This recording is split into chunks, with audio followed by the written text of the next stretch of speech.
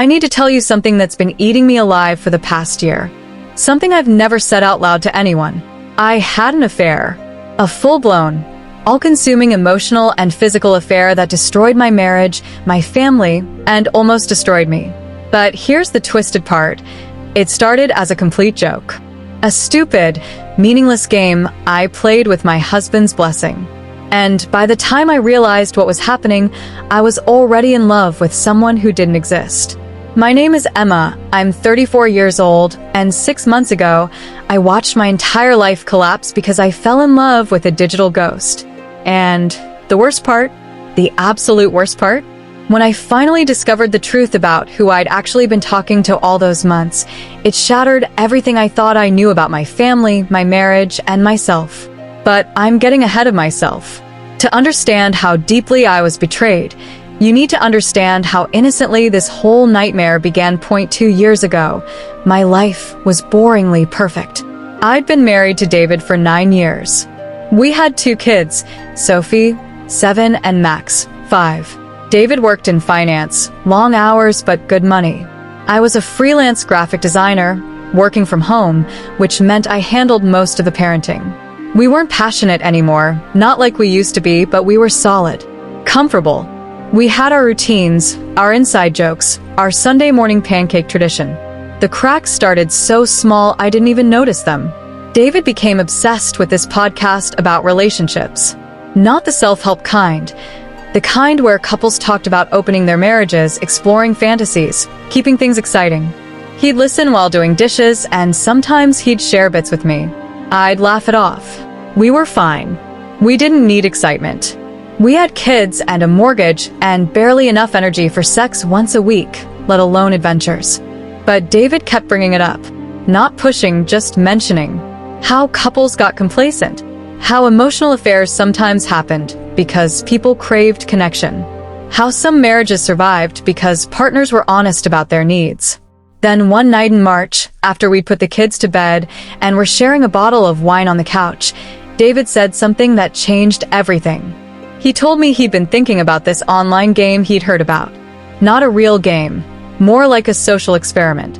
People created fake profiles on anonymous chat platforms and role-played as their ideal selves. They'd have deep conversations with strangers, exploring parts of themselves they usually kept hidden. He said it was supposed to help people understand what they were really craving in their relationships. I laughed.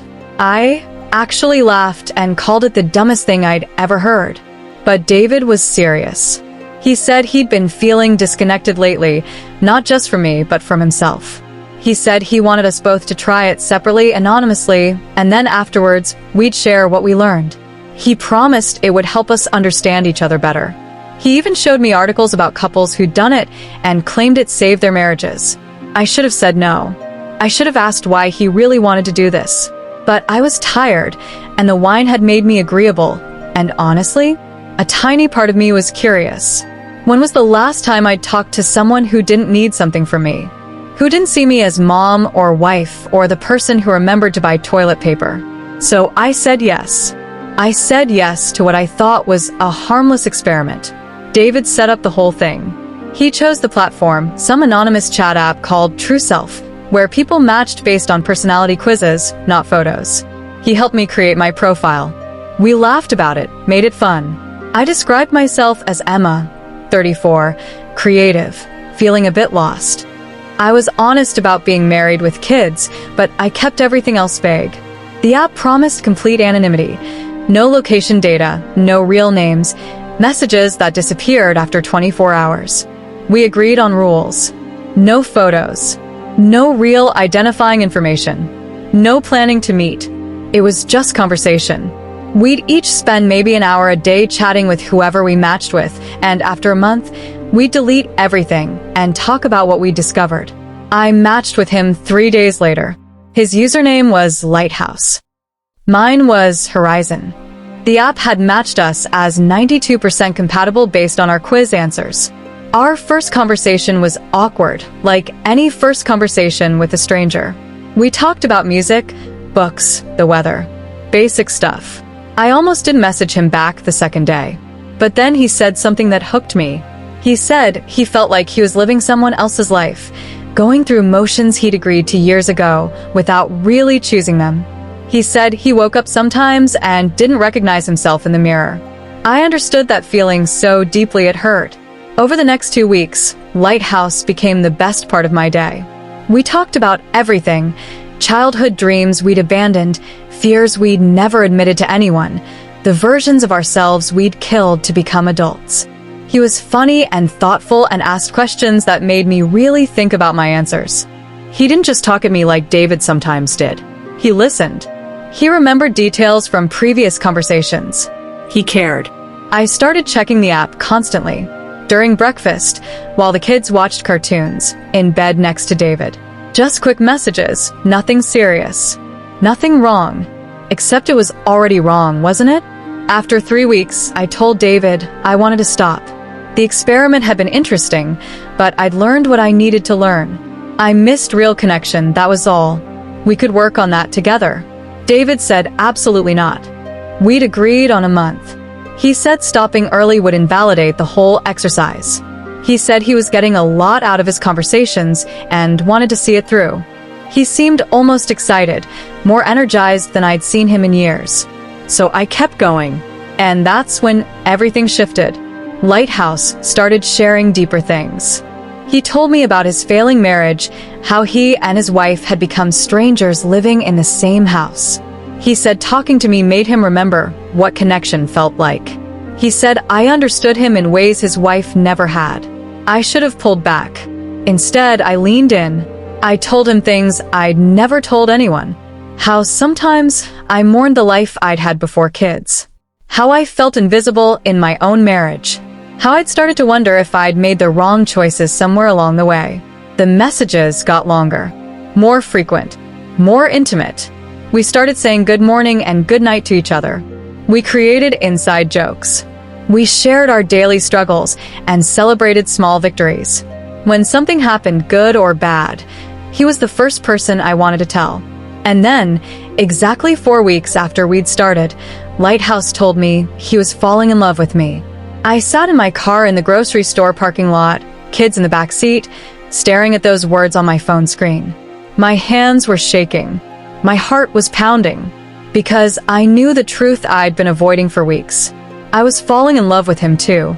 I went home and told David we needed to stop the experiment immediately. I said it had gone too far, that it was affecting me more than I'd expected. I didn't tell him about the confession. I couldn't. David got angry. Really angry. He said I was being dramatic, that this whole thing was about exploring emotions safely, and I was ruining it by taking it too seriously. He said we'd agreed on 6 weeks, not 4, and he needed the extra time. He accused me of wanting to stop because I wasn't learning anything useful. We fought for hours after the kids went to bed. Eventually, David wore me down. He promised it would be fine, that I just needed to maintain better boundaries, that in 2 more weeks we'd delete everything and move on. I agreed. God help me, I agreed. But I didn't maintain better boundaries. I let them dissolve completely. Lighthouse and I started video chatting, not with cameras on, just our voices. The app had a feature for it, audio only, still anonymous. Hearing his voice was like coming home to something I didn't know I'd been missing. He had this low, warm laugh that made my chest ache. We'd talk for hours after my family went to sleep, me hiding in the bathroom or the car in the driveway. We started planning a future, in hypotheticals. If we were free, where would we go? What would we do? What would our life together look like? We knew it was fantasy, but the fantasy felt more real than my actual life. And then we crossed the final line. After 6 weeks, David said we could stop, that we'd done the experiment. I told Lighthouse we had to end our conversations. He begged me not to. He said he'd leave his wife if I'd leave David. He said what we had was real, more real than either of our marriages. I should have said no. I should have said goodbye. Instead, I told him I needed time to think. I kept the app. I kept talking to him. And I started planning my escape. Over the next 3 months, my marriage to David became performance. I played the role of wife and mother while emotionally living in a completely different world. Lighthouse and I talked every single day. We made plans. He said he'd separated from his wife, that he was getting his own apartment, that soon we could actually meet. He sent me photos of places we could go, always careful to crop out identifying details. I sent him photos too, my hands, my shadow, the view from my window. David noticed something was wrong. Of course he did. I was distant, distracted, always on my phone. We fought constantly. He accused me of having an affair, which was absurd because how could I be having an affair with someone I'd never met, someone I didn't even know the real name of? Except I was. I absolutely was. Then came the night that shattered everything. It was a Tuesday in September. David had taken the kids to his mother's for the weekend. I was supposed to join them the next day. Instead, I'd planned to meet Lighthouse for the first time. We'd chosen a small town halfway between where we both supposedly lived. A coffee shop. 2 hours, just to see if the connection was as real in person. I was terrified and excited and guilty, and alive in a way I hadn't felt in years. I drove 3 hours to get there. I walked into that coffee shop at exactly 2 p.m., wearing the red scarf I told him I'd wear. My heart was hammering so hard, I thought I might pass out. And then I saw him, sitting at a corner table, wearing the blue jacket he'd described, looking nervous and hopeful and familiar in a way that made my blood run cold. It was David, my husband. Lighthouse was my husband. The world tilted. Actually tilted. I grabbed the back of a chair to keep from falling, and David's eyes met mine across the coffee shop. For one impossible second, we both just stared at each other. Two people who'd driven 3 hours to meet strangers and found their own spouse instead. Then David's face did something I'd never seen before. It crumpled, completely collapsed into this expression of horror and guilt, and something else, something that looked almost like triumph. He stood up. I couldn't move, couldn't breathe, couldn't process what I was seeing. This was impossible. Lighthouse had told me about his failing marriage, his emotionally distant wife, his plans to leave. David had been right there in our home, listening to that podcast, suggesting this experiment, checking in on my progress. How could he have been Lighthouse the entire time? David walked toward me slowly, like he was approaching a wild animal. He said my name, just my name. Emma. I ran. I literally turned around and ran out of that coffee shop, got in my car and drove. I didn't know where I was going. I just drove, sobbing so hard I had to pull over twice because I couldn't see the road. My phone kept ringing. David. Again and again. I didn't answer. Finally, after an hour of driving in circles, I pulled into a rest stop and made myself listen to his voicemails. The first one was frantic apologizing. He said he could explain that it wasn't what I thought, that he needed to talk to me face to face. The second one was different. Calmer. He said he knew I was in shock, but I needed to come home so we could figure this out together. He said the kids were asking where I was. The third one made my blood freeze. David's voice was quiet, almost sad. He said that he'd known from the beginning that I'd fall for Lighthouse. He said he'd created the entire persona specifically for me. The questions that made me think deeply, the vulnerabilities I'd find irresistible, the slow escalation of intimacy. He said he'd studied me for 9 years of marriage, and he knew exactly how to make me fall in love with him all over again. He said it was supposed to be a gift. I threw up in the rest stop bathroom. When I finally made myself listen to the fourth voicemail, David was crying. He said he'd gotten the idea from that podcast, from an episode about a couple who'd catfished each other and ended up saving their marriage. He said our relationship had gotten so stale, and he thought if I could fall in love with him again, without knowing it was him, we could recapture what we'd lost. He said every word Lighthouse had said was true. It was all really him, his real feelings, the parts of himself he couldn't express as David. He said he'd fallen in love with me all over again, through our conversations. He said he'd hoped I'd fall in love with him too. He said when we saw each other in that coffee shop, we'd both realized we'd been looking for each other all along, and everything would be okay. But nothing was okay. Nothing would ever be okay again. I drove to a hotel and locked myself in the room. I ignored David's calls. I ignored his texts. I needed to think, to process, to understand what had just happened to my life. David had catfished me. My own husband had catfished me into having an emotional affair with him. Every intimate conversation, every confession, every moment I'd felt guilty about betraying my marriage, it had all been with David. I'd fallen in love with a version of my husband he'd specifically constructed to manipulate me. But that wasn't even the worst part.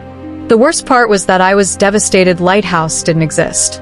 I was actually genuinely heartbroken that the man I'd fallen in love with was just a lie my husband had told. Even knowing it was David, even knowing it had all been a manipulation, I mourned Lighthouse. I missed him. I wanted him back. What did that say about me? About my marriage? I stayed in that hotel room for 2 days, trying to figure out who I'd become. David kept calling. He left increasingly desperate messages. He said the kids were asking about me. He said his mother was getting suspicious. He said we needed to talk before I made any decisions I'd regret. On the 3rd day, I finally answered. David's voice was rough, like he hadn't slept.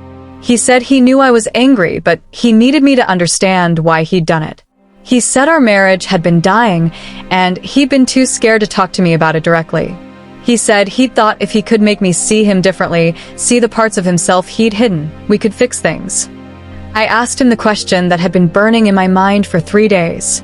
Had he planned to tell me the truth in that coffee shop? The silence stretched so long, I thought the call had dropped. Then David said yes. He planned to reveal himself and hoped I'd be amazed by the romance of it all. Like a fairy tale. Like we'd both been searching for each other and found our way home. I laughed. I actually laughed, this horrible, broken sound, because he'd actually thought I'd be happy. He'd manipulated me for months, made me fall in love with a fiction, convinced me to emotionally betray my marriage with my own husband, and he thought I'd find it romantic. I told him I wanted a divorce. David started crying. He said I was overreacting, that couples therapy could fix this, that he'd only done it because he loved me so much. He said I couldn't throw away 9 years of marriage over a misunderstanding. A misunderstanding. That's what he called it. I hung up and called a divorce attorney. But then I found out something that changed everything again. After a week of staying with my sister, I finally went home to get some clothes and documents I needed. David was at work. The kids were at school. The house felt like a museum of a life I'd stopped living. I went to our home office to find our marriage certificate and financial records. David's laptop was open on the desk, still logged in. I shouldn't have looked. I should have just taken what I needed and left. But I looked. His browser history was open. And right there at the top were searches I couldn't make sense of at first. How to monitor spouse's phone remotely. Best keylogger software. Anonymous chat app message recovery. How to catfish your wife. The searches went back months. Before the podcast. Before the experiment. He'd been planning this for a long time. I felt sick, but I kept scrolling. And that's when I found the folder. It was labeled Project Lighthouse, and it was massive. Hundreds of documents. Spreadsheets. Screenshots. Notes. David had documented everything. He'd created psychological profiles of me. He tracked my emotional patterns, my vulnerabilities, the specific triggers that made me open up. He'd noted which conversation topics made me respond fastest, which compliments I reacted to most strongly, which vulnerabilities of his I found most compelling. He'd A/B tested different approaches like I was a fucking marketing campaign. There were screenshots of every single conversation we'd had on the app, even though messages were supposed to disappear. He'd found a way around it. There were notes analyzing my responses. There were drafts of messages he'd written and rewritten to maximize emotional impact. He'd gamified making me fall in love with him. But that still wasn't the worst thing I found. The worst thing was the folder labeled Insurance. Inside were audio recordings. Dozens of them. David had recorded every single voice call I'd had with Lighthouse. Every intimate conversation. Every confession. Every moment I'd thought was private, he'd saved all of it. And he'd edited them, cut them together into a highlight reel of my infidelity. Me saying I was falling in love, me talking about leaving my marriage, me discussing my feelings in explicit detail. The last file in the folder was a document titled, In Case of Divorce. I opened it. It was a strategy document, a literal plan for how David would use the recordings to destroy me if I tried to leave him. How he'd convince a judge that I'd had an affair. How he'd argue for full custody of the kids. How he'd paint me as an unstable wife and mother who'd abandoned her family for an online lover. Even though the online lover was him. Even though he'd created the entire situation. He'd set me up. From the very beginning, David had set me up with an escape hatch in case I didn't react to his romantic gesture the way he'd hoped. I was still staring at the screen, trying to process what I was reading when I heard the front door open. David was home early, but I should have confronted him right there. Should have printed everything and taken it to my lawyer. Should have run. But I was frozen. Actually frozen in his desk chair, staring at his laptop screen, listening to his footsteps coming down the hall toward the office. David appeared in the doorway. He saw me at his computer, saw what was on the screen. For just a second, his whole face went blank. Then he smiled. Not a friendly smile. A smile that made my skin crawl. He said he'd wondered when I'd find it. He said he'd actually left the laptop open on purpose because he wanted me to understand how serious he was about our marriage. He said the recordings were just insurance, that he'd never use them unless I forced his hand. I asked him what kind of person does this to someone they love. David's smile disappeared. He said I didn't get to judge him. He said I'd fallen in love with someone else, affair or not, and he'd just been protecting himself. He said everything Lighthouse had said was true. It was all really him, his real feelings. He said I'd rejected the real David but fallen for a carefully curated version, which proved I was the problem in our marriage, not him. Then he said something that made my blood run cold. He said if I went through with a divorce, he'd make sure everyone knew what I'd done. My family, my friends, my clients. He'd send them the recordings. He'd show them the messages. He'd make sure everyone knew I'd been ready to abandon my children for an online stranger. I asked him if he'd ever actually loved me. David got quiet.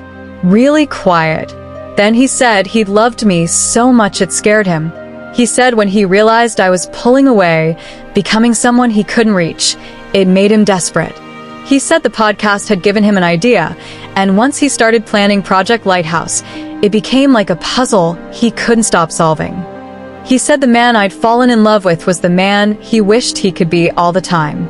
The man he was before the mortgage and the kids and the soul-crushing job. He said I'd proven I could love that version of him, so he knew we could make it work if I'd just try. I told him I'd never trust him again. David said trust was overrated. He said commitment mattered more. He said I could hate him, but I was going to stay married to him because the alternative was losing everything. And then my phone rang. It was my sister. I almost didn't answer, but David nodded at me to take it. My sister was crying. She said something had happened with our mother, that I needed to come to the hospital right away. I left David standing in that office and drove to the hospital in a complete daze. My mother had had a stroke. A bad one. She was stable but barely conscious. My sister and I spent the next 18 hours in waiting rooms and ICU chairs, holding each other and praying. David came to the hospital around midnight, brought me coffee and a change of clothes, sat with us, held my hand, played the concerned husband perfectly. My mother survived the stroke, but it changed her. She needed around-the-clock care. My sister had 3 kids and a full-time job. I was the only one who could take care of Mom, which meant bringing her to live with us. Suddenly, I couldn't leave. Couldn't divorce David and upend the kids' lives while also caring for my disabled mother. Couldn't afford my own place and medical care for Mom. I was trapped, and David knew it. For the next 3 months, I lived in a nightmare. I took care of Mom during the day, took care of the kids in the evening, and avoided David as much as possible. He acted like nothing had happened, like we were just going through a rough patch. He'd kiss my cheek in the morning, ask about my day, help with the kids' homework. But sometimes I'd catch him watching me with this satisfied expression, and I'd remember the folder on his computer, the recordings, the insurance. I started planning anyway. Quietly, carefully, I gathered evidence of my own.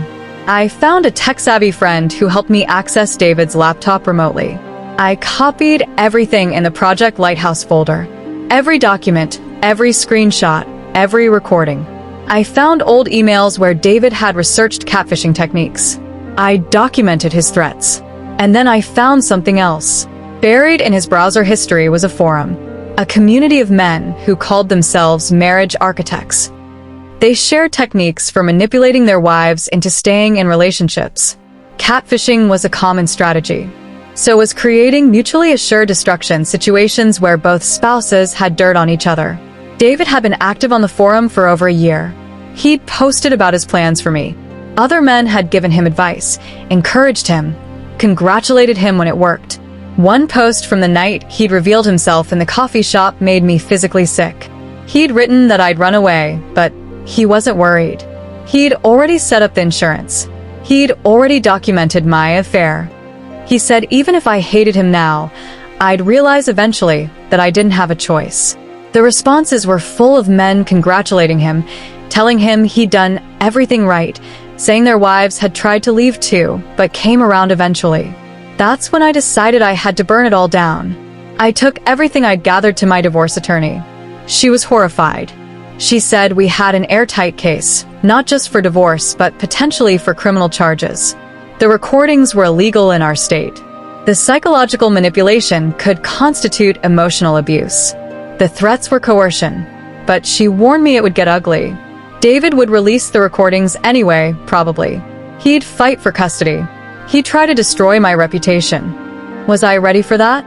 I thought about my kids, about what they'd grow up believing about love and marriage if I stayed, about what they'd learn about themselves if they watched their mother accept this. I said yes. I was ready. We filed for divorce in December. David was served at his office. He came home that night calm and cold. He said I'd made a huge mistake. He said by the end of this, I'd have nothing, no kids, no friends, no career. Then he opened his laptop and started uploading the recordings. My attorney was ready. We'd already filed for a restraining order and a protective order against harassment. We'd already notified the police about the illegal recordings. We'd already sent cease and desist letters to every contact in David's phone. Some of the recordings still got out. Some of my friends and family heard them. Some people believed David's version of events, that I'd had an affair and was trying to destroy him for catching me. But most people saw it for what it was. Most people were horrified that a husband would do this to his wife. The court case was brutal. David fought for full custody, claiming I was mentally unstable. My attorney presented the Project Lighthouse folder, the forum posts, the evidence of his year-long manipulation campaign. The judge was a middle-aged woman who'd seen a lot of messy divorces. But even she looked shocked as she reviewed the evidence. She asked David directly if he'd recorded his wife's private conversations without her knowledge or consent. David said yes, but he'd done it to protect his family. The judge said that wasn't how protection worked. I was granted full custody with supervised visitation for David. He was ordered to undergo psychiatric evaluation and therapy before any custody arrangement could be modified. He was ordered to delete all recordings and provide proof of deletion.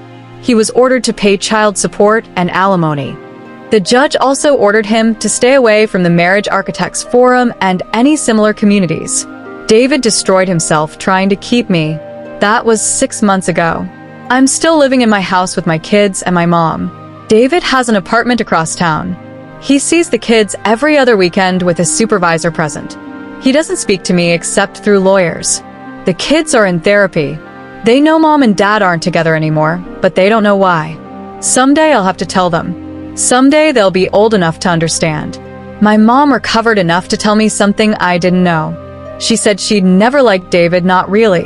She said she'd always felt like he was performing for her, playing a role. She said she'd hoped I'd see it eventually. I did see it, just way too late. Sometimes I still think about Lighthouse, the man who didn't exist. The version of David he created specifically to make me fall in love. And the worst, most shameful part is that I miss him. I miss who I was when I talked to him. I miss feeling understood, feeling seen. But that was all a lie. Every word, every moment, every feeling, all carefully constructed manipulation. I don't know if I'll ever trust anyone again. I don't know if I'll ever believe someone actually sees me or if they're just reflecting back what they think I want to see. David destroyed my ability to trust, to love, to believe in connection, all while claiming he did it because he loved me too much. That's the thing about betrayal like this. It doesn't just end your relationship. It changes who you are. It makes you question every moment, every feeling, every choice. Was any of our marriage real? Did he ever actually love me? Or was I always just a puzzle for him to solve? I'll never know. And that might be the cruelest part of all. But I learned something important through all of this. Sometimes the person who claims they'd do anything for love is the same person who destroys it completely. My online affair started as a joke, a stupid experiment my husband suggested. And it ended with me falling in love with a ghost, discovering I'd been married to a monster, and having to burn down my entire life to save myself. If you're reading this, if you're listening to this story, learn from my nightmare. When someone says they love you so much they'd do anything to keep you, pay attention. Because sometimes anything includes destroying who you are. David thought he could architect the perfect marriage. Instead, he demolished it with his own hands. And me? I'm rebuilding. Slowly. One day at a time. Learning to trust my own instincts again. Learning that real love doesn't require manipulation, deception, or insurance policies. Real love doesn't need to be engineered. It just needs to be true. More stories are waiting under the telling tree. Don't forget to like, subscribe, and come back for the next one.